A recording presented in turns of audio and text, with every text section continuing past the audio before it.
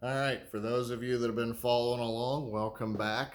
I thought it was time to do a update video on some progress I've made on the cab over. Since the last video, I've got the brake lines installed. I still have to bleed the brakes, but everything's installed. And the air system is plumbed all through the chassis and up to the cab. I still have to do the controls from the dash. I'm waiting on parts for that. Next video, I'll show you exactly how I'm doing that. But for now, I figured I'd show you what I got done and where we're at right now. So here we go. I think in the last video, I had the compressors and the tanks in, but now I got everything plumbed in. Again, I'm running dual electric air compressors.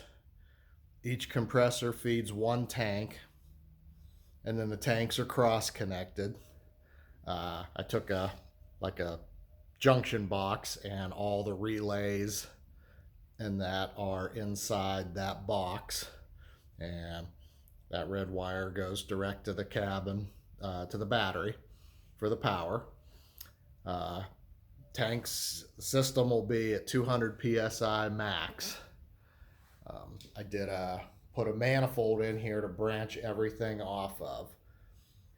The tanks feed the manifold. You can see I put a regulator in there. I am going to regulate the system down after the tanks to probably 135, 140 psi. I don't think I'll need any more than that. And then from the manifolds, I've got a line that feeds the rear airbags, one that feeds the front airbags, one that feeds the dash valves that are coming back to control the pilot valves. And while I was at it, I put one extra fitting in there that lets me put in a disconnect so that I can pump tires up or whatever. Since I don't have power yet, I've just got shop air reverse feeding to prime the system up. I got about 110 pounds of air pressure in it just from shop air right now. But I think the last time I had them installed but not plumbed, but there's my dual leveling valves to control each side of the airbag, so you get side-to-side weight distribution. And then I'm using pilot valves. Those are what's controlled from the dash switches that'll turn the air on and off into the leveling valves, or actually reverse. The leveling valves are feeding those, and those are feeding the airbags. So those are going to be shut that air off to the bags and also act as a dump valve.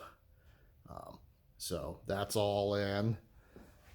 The front is the same setup, just components in different locations. The pilot valves are actually inside the frame rail, mounted to the engine cross member. And then you can see the leveling valves I put on the outside of the frame to get them out as close to the tires as I could. I made a little bracket that goes on the airbag mount for the linkage. Just mounted it right to the side of the frame. Everything clears the steering. So I was pretty happy about that. For the brakes, for anybody that's going to use the same calipers and that I used, which are off of, again, like a late 80s, early 90s F600, here's the brake hoses I came up with. These hoses are for these calipers. They are off of a 2000 GM Chevy Kodiak, top kick, whatever, medium duty truck, because they use the same caliper as an option. These hoses are also fairly similar to like an Isuzu NPR, those little mini cab over delivery trucks. The only difference is where the line comes out, where you hook your brake line. This one goes through the frame, and then the brake lines are inside, just like they were from the factory. Everything clears. Plenty long enough for the steering. The only thing I did was there was a existing hole in the frame here. These are a very large bung, so I was able to put them in that back hole versus the hole that's here that's centered above the axle, which these hoses are a little longer, so they actually work out really good. For the back brakes, the hose that runs from the center of the axle over to the frame, the rubber hose, that's off the same truck. 2000 Chevy Top Kick, Kodiak, whatever. And the hoses from the rear calipers, because the rear calipers, if you remember, are the same as the front ones. These hoses are, again, off of a 2000 Chevy Kodiak. All I did was I made a bracket here that bolts to the link arm brackets, and the hose snakes behind that and into the caliper, both sides. And then I hardlined the brakes across the axle above the differential, just kind of like what you normally see. Hopefully in the next week I'll get the brakes bled, but we'll go from there. I'll show you the next video I do. I'll show you what I'm doing with the dash valves, because I'm waiting on them to show up, and I'm doing something a little different. I'll explain in the next video. But for now, I have a temporary valve inside the cab. I can actually make the truck go up and down. Right now, you're gonna have to forgive me. I can't get the whole truck in the frame due to the size of my garage, but this is slant as low as it's gonna go. This is all the way down on all the bump stops. So I'm gonna lower the cab down and put the air to it and make it go up, so you can see just how much it's gonna go up, where ride height's gonna be, and go from there. So hang on while I lower the cab and put some air to it.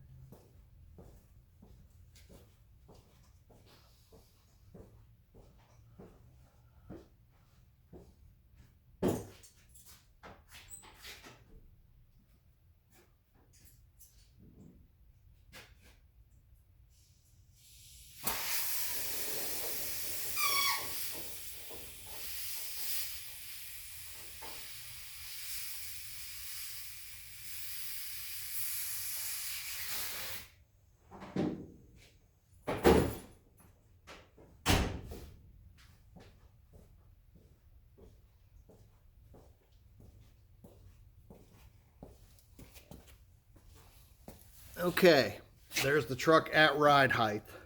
I've got it where it raises up about 3 inches in the front, maybe a little more, and probably about 3 to 4 inches in the back. Truck sits with just a little bit of rake in it, but that should work. If you noticed, of course, with no weight on the back goes up real fast. The front end goes up a little slower with the weight of the cab. I'll decide when I get it on the road. I might need to go to a little bit larger airbag in the front. We'll see. The ones that are in there, they're rated for 2,900 pounds each at 100 psi, which should be more than enough to support the cab. But if I have room if I need to go to the next larger bag. But that's where it's going to ride at going down the road. So we'll drop her back down on the ground now.